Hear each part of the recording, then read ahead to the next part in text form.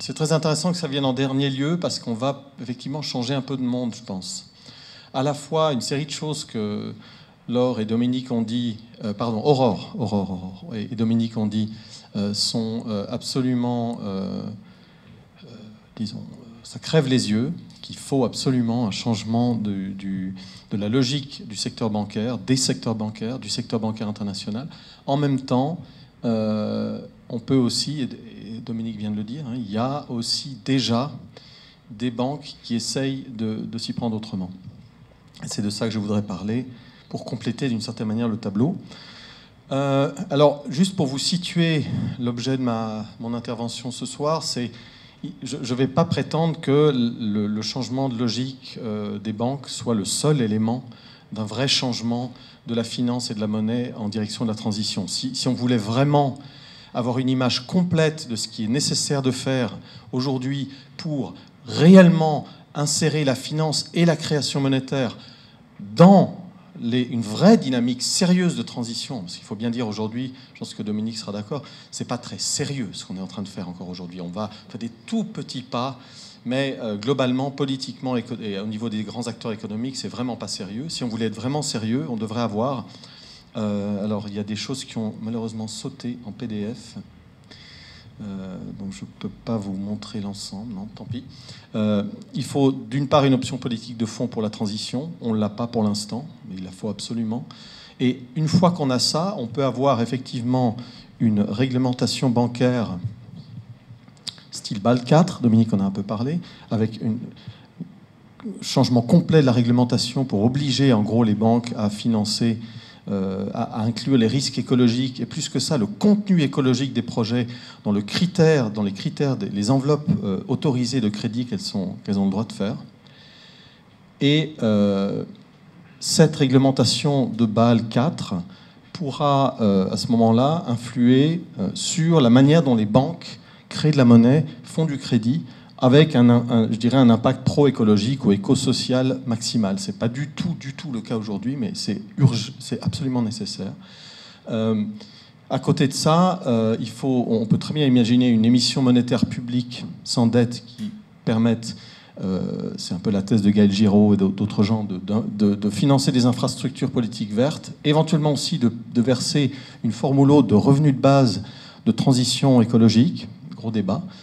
À côté de ça, je pense qu'on doit aussi envisager la possibilité d'autoriser, de multiplier des monnaies complémentaires locales, régionales, et aussi, et là les banques ont un rôle important à jouer, aussi d'accroître, disons, la part des investissements financiers écologiquement responsables dans les portefeuilles des banques.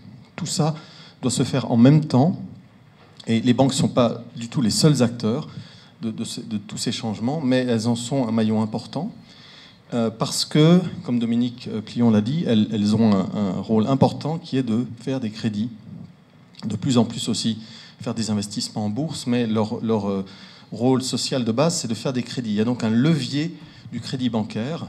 En gros, ce qui se passe, c'est que n'importe quelle banque et l'ensemble du secteur bancaire fait la chose suivante, c'est qu'il transforme, ou pas, mais il transforme la distribution des secteurs qui sont actuellement en place dans l'économie à travers le levier structurel lourd de l'intermédiation bancaire. C'est des sommes absolument énormes.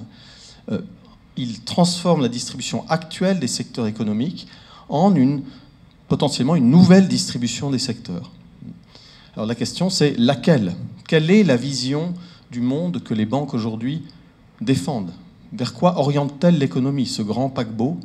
Elles en détiennent en partie le gouvernail. Que font-elles ? Je pense que c'est une question politique.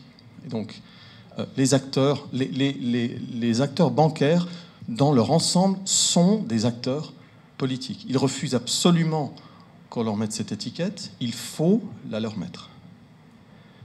C'est pas parce que... Alors, ils jouent évidemment très simplement sur les mots, en disant on n'est pas des décideurs politiques. Oui, bien sûr que non. Mais ils sont des acteurs politiques au sens où, en fait, et des acteurs politiques très puissants, parce qu'en fait, ils orientent de fait le contenu de la cité, les possibilités que nous avons tous et toutes de vivre, nos manières de vivre, les latitudes que nous avons de changer les choses. Donc, en ce sens-là, ce sont des acteurs politiques importants. Alors, le levier bancaire conventionnel, en gros, il fonctionne comme ceci. Il réplique quasiment, alors j'exagère un tout petit peu, mais il réplique à l'identique ce qui existe déjà. Pourquoi ? Parce que par hypothèse, ce qui existe déjà, c'est ce qui a prouvé une certaine rentabilité. Alors là aussi, je caricature un peu, mais donc les banques conventionnelles vont financer à peu près à parts égales les secteurs déjà existants. Ils vont se lancer dans des nouveaux secteurs quand ces secteurs sont déjà prometteurs, ont déjà fait leurs preuves. Ils vont financer le minimum nécessaire de projets verts pour maximiser leurs bénéfices. Donc en fait, les banques conventionnelles écrèment le marché. Elles parviennent même d'ailleurs à battre les banques alternatives sur leur propre marché, souvent, c'est un risque. Et la philosophie de base, c'est qu'on va répliquer de manière réactive ce qui existe déjà. On va prendre comme durable que ce qui marche déjà, et le critère ultime, et ça c'est la clé à peu près de tout, c'est que c'est la profitabilité maximale du portefeuille des activités qui compte, et pas son contenu, son sens, sa signification, la vision du monde qui serait derrière. Celle-là, elle est réactivement, passivement prise de l'économie déjà existante et prise comme donnée. Okay.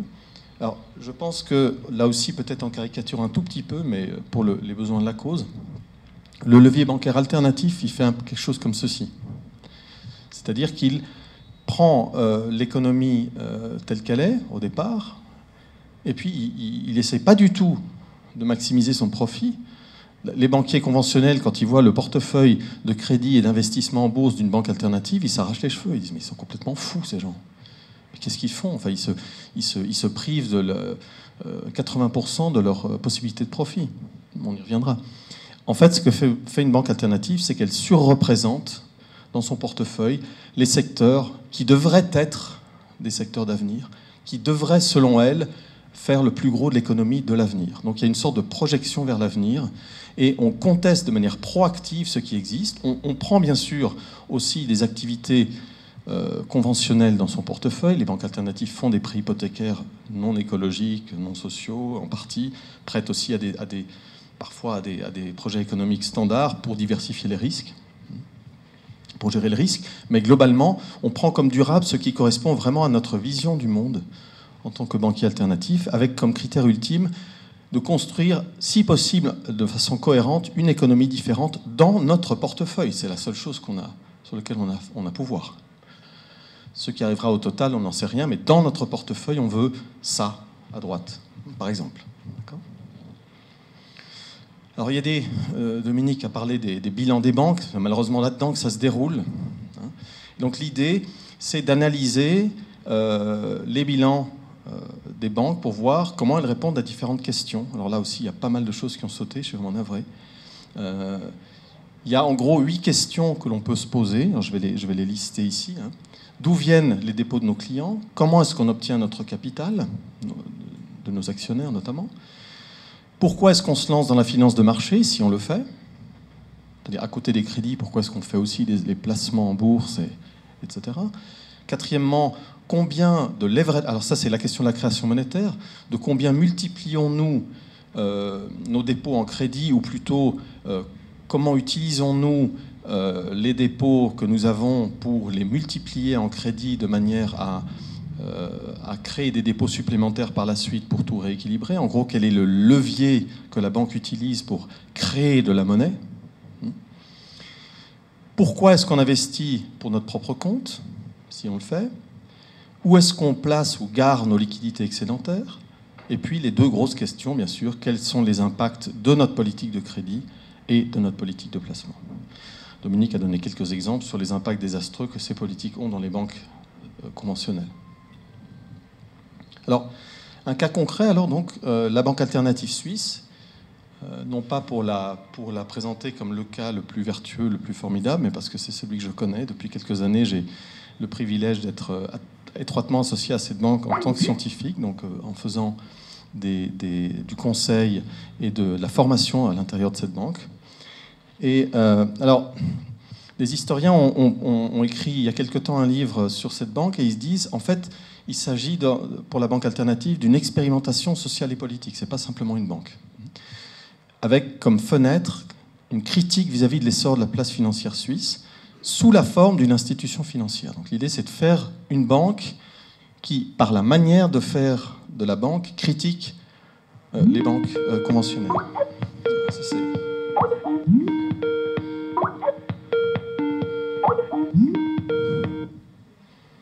Voilà, voilà. Rebonjour. Bienvenue, welcome back. Alors, il s'agit donc bien d'une expérimentation sociale et politique. Alors justement, prenons la préhistoire de cette banque. Il s'agit d'une banque qui est née dans le mouvement éco-social helvétique des années 80, avec comme détermination justement, mais par des groupes citoyens au départ, de créer une banque différente, orientée de manière éco-sociale, donc un aspect de construction bottom-up, où les orientations et les motivations d'affaires ont été au départ définies par des groupes de travail citoyens. Il y a eu une professionnalisation assez rapide, mais seulement graduelle. Des spécialistes banquiers se sont adjoints très vite aux groupes citoyens, notamment des spécialistes transfuges qui en avaient ras-le-bol eux-mêmes du secteur bancaire traditionnel et qui voulaient donner leurs compétences à un projet alternatif. Il y a eu le désir de se former comme coopérative, mais alors la banque Raiffeisen a été la dernière banque suisse, enfin germano-suisse, qui a pu être une coopérative.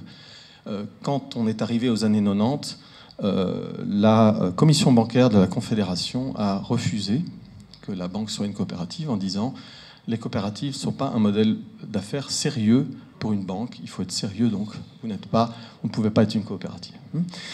La banque a voulu malgré tout se lancer, donc elle s'est lancée fin octobre 90 à Olten, une ville connue surtout pour sa gare.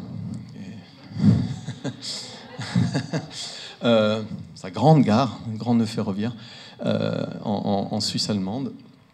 Et elle s'est lancée comme société...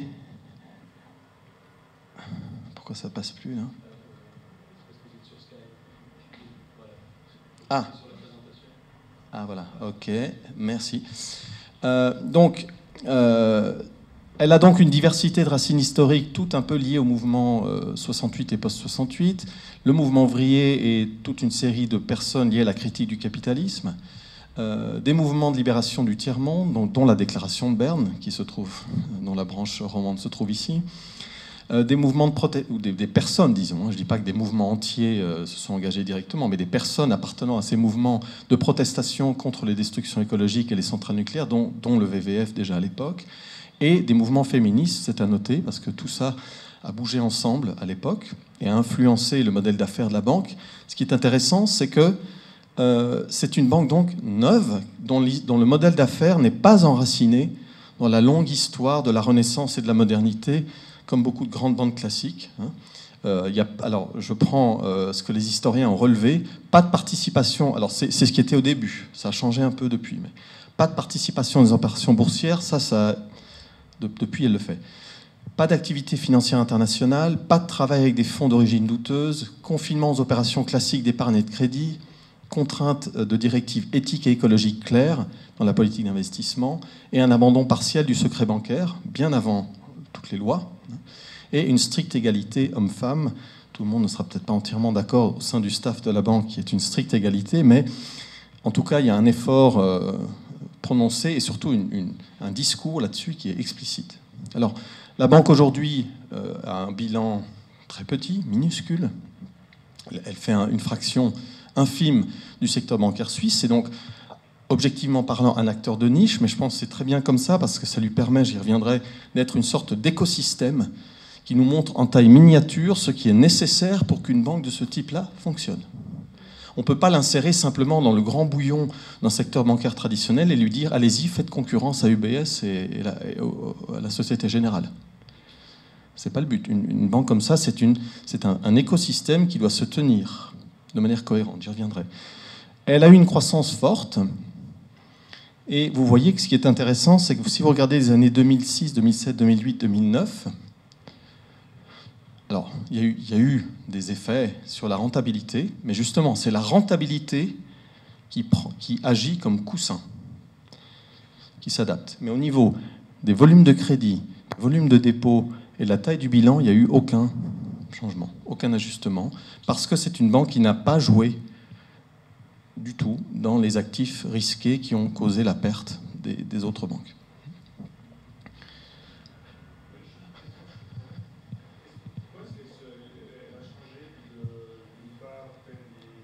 On va y venir. C'est une société par action, mais avec une gouvernance qui est encore en partie influencée par l'idéal coopératif du début. On sent une assez... Alors bien sûr, il y a une hiérarchie, hein, mais on sent me semble-t-il, par rapport à ce que je connais du secteur bancaire classique, une assez grande horizontalité, informalité, accessibilité des gens, voire des instances où différentes catégories de collaborateurs peuvent parler à égalité, des choses comme ça. C'est loin d'être idéal et parfait, mais il y a quand même encore cet aspect-là. L'actionnariat est très dilué. Il y a des critères à la fois négatifs et positifs, c'est-à-dire d'encouragement pour les crédits et les placements, et ils sont basés sur des considérations écosociales. J'y reviendrai. La politique de crédit est transparente, c'est-à-dire que la banque, dans les limites des lois sur la vie privée, elle ne peut pas publier les crédits et les noms des particuliers, mais pour les entreprises, elle publie, et c'est dit à l'avance, sans quoi vous ne pouvez pas prendre de crédit à la base, votre nom d'entreprise, l'objet du crédit et le montant sont publiés. Alors ça fait hérisser tous les poils sur le corps de tous les banquiers mâles, en tout cas, du secteur traditionnel. Alors, il y a une politique de profit suffisant plutôt que maximal. Et ça, c'est l'aspect écosystème, justement. Ça se reflète alors dans l'ensemble des motivations et des attitudes de tous les acteurs concernés. Donc, Dominique, je pense que là, c'est une sorte de banque, c'est aussi proche que possible de ce que tu as dit en termes de banque de stakeholders. De nouveau, tout n'est pas idéal, mais il y a l'idée que les employés, les clients et les actionnaires acceptent tous des compromis nécessaires à ce qu'il y ait une cohérence écosystémique de ce projet. Il y a un fonds d'innovation qui est promu, il y a des donations et des renoncements aux dividendes et intérêts, pas toujours massifs, mais il y a ce sont des choses qui sont prévues dans les statuts, prévues dans les us et coutumes de l'interaction de tous ces stakeholders. Donc il y a une logique assez différente. Et une réflexion éthique institutionnalisée qu'on a depuis la mi-2012, quand je me suis rattaché, j'ai eu la chance de pouvoir me rattacher à la BAS, qu'on a assez développé. Et il y a aussi des débats éthiques internes continuels, notamment sur les crédits. Et là, ce sont les équipes sur le terrain qui font remonter leurs expériences avec la clientèle pour voir si les critères sont encore acceptables, etc. Alors, rapidement, je ne vais pas tout détailler là parce que c'est un peu long, mais si on déballe ce levier structurel, si on prend les 8 questions de tout à l'heure, alors d'où viennent les dépôts, ça, il n'y a pas grand-chose à dire. La banque essaie d'être au-dessus, encore, plus rigoureuse encore que la loi. Bien sûr, il y a une loi maintenant sur le blanchissement et sur l'origine criminelle des fonds, mais la banque essaye d'aller un peu plus loin quand elle le peut, c'est pas toujours facile, pour tracer les origines des fonds. Le capital est obtenu en dehors de la bourse, c'est une banque qui n'est pas cotée. L'actionnariat, il est dilué, mais pas mal d'actionnaires ont des liens émotionnels et idéaux, si vous voulez, aux idéaux de cette banque. Ils se sont... Alors, voilà, pour votre question de tout à l'heure, pourquoi la banque s'est-elle lancée dans la finance de marché? Alors, il y a deux... Ça n'a pas été facile. Il y a encore aujourd'hui des grincements et résistances au sein du conseil d'administration et de la clientèle. Certains trouvent qu'elle n'aurait pas dû, qu'elle ne devrait pas faire des opérations en bourse. D'autres disent, écoutez, on est à l'époque de la financiarisation, et donc une banque alternative doit pouvoir montrer là aussi qu'il est possible de faire de l'investissement en bourse un peu différemment. Et aussi, il ne faut pas le nier, et Dominique y a insisté, les banques, aujourd'hui, avec les structures de taux très plates, où le crédit rapporte de moins en moins par rapport au coût des dépôts et des refinancements, même si la banque alternative ne se refinance pas beaucoup sur le marché interbancaire, pour ainsi dire pas du tout. Mais il y a aussi des raisons économiques qui font que les affaires en termes de commission sont une source de revenus moins dépendante de la politique monétaire, etc. La banque, pour ainsi dire, ne fait pas de leveraging. Donc, les crédits sont fortement adossés à la liquidité déjà existante en interne. Donc en fait, la base est aussi proche que possible du faux modèle que les économistes enseignent comme si c'était le modèle général. Hein. Il y a l'enseignement en économie un peu sans aucun esprit critique qui dit que les banques sont des intermédiaires, elles collectent des dépôts puis elles prêtent les dépôts qu'elles ont. Dominique a bien insisté là-dessus, c'est faux. Hein. La plupart des banques ont un levier énorme et créent beaucoup plus de crédits qu'elles n'ont de dépôts. Alors la BAS, pour diverses raisons, fait très peu de cela. Elle s'endette très peu auprès d'autres banques et auprès de la Banque centrale. Donc elle a une activité de réserve fractionnaire peut-être pas inexistante, mais minimale. Il n'y a pratiquement pas d'investissement à compte propre et l'utilisation de quelques produits dérivés, c'est pour des raisons d'assurance, ce pourquoi ils sont d'ailleurs en principe importants. Alors la liquidité excédentaire, c'est un problème. Et la marge de manœuvre est limitée parce que la BAS s'interdit de placer ses liquidités à beaucoup d'endroits où les autres banques la placent. Et elle essaye de placer ses liquidités surtout dans les banques cantonales et dans les obligations fédérales. Tout ça étant extrêmement peu rentable pour le moment, puisque les taux sont nuls, voire négatifs. Donc, bon. Alors, la politique de crédit, on va y revenir. Alors là, ça, c'est le cœur de l'activité. Elle est orientée vers un petit sous-ensemble des projets et activités possibles. Donc il y a toujours un problème pour avoir, ça explique en partie la surliquidité, il y a un problème pour avoir des projets. Il y a des critères d'exclusion, mais la banque essaie aussi de faire une sorte de impact credit policy, donc en encourageant certaines activités par des bonifications, etc. De telle sorte que on façonne vraiment un marché de niche qui est orienté vers le futur, avec ce levier dont j'ai parlé tout à l'heure. Il y a des dimensions non financières qui sont prises en compte. Alors, les critères d'exclusion, ils sont nombreux, mais on peut en prendre quelques-uns.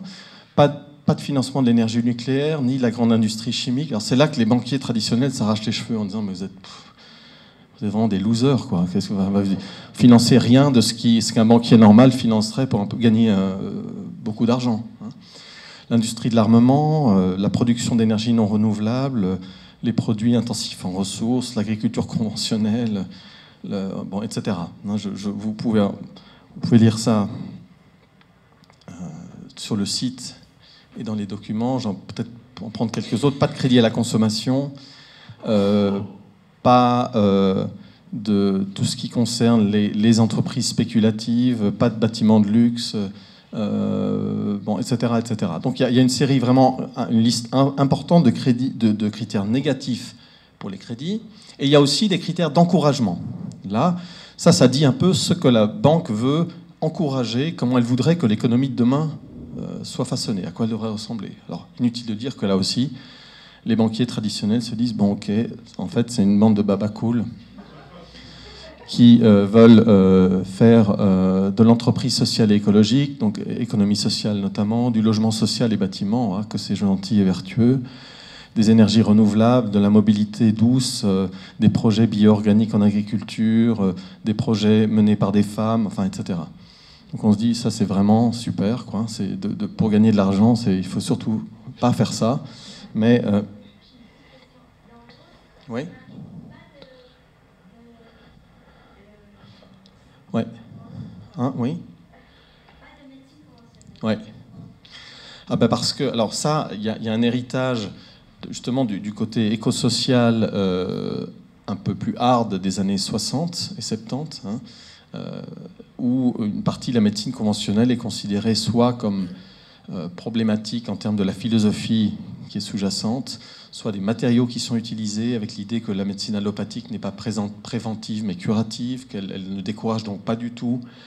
Il y a vraiment un modèle de société. Donc l'idée que la médecine curative, elle attend, à la limite, elle est compatible avec n'importe quel modèle aussi polluant et industriel soit-il, parce qu'on attend que les gens soient malades, et en plus on doit les guérir de maladies graves, plus le PIB augmente. Donc allons-y joyeusement, finançons les pharma, finançons la médecine traditionnelle. Bon, alors ça va peut-être un peu loin, mais l'idée, c'est un statement politique, là. C'est-à-dire, nous, on pense qu'il faut mettre l'accent beaucoup plus sur la médecine préventive et éventuellement, alors là, gros débat, je ne dis pas que tout le monde d'ailleurs dans la banque est d'accord là-dessus, mais pour l'instant, Et il y a des crédits qui évoluent, pardon, il y a des critères qui évoluent aussi au cours du temps.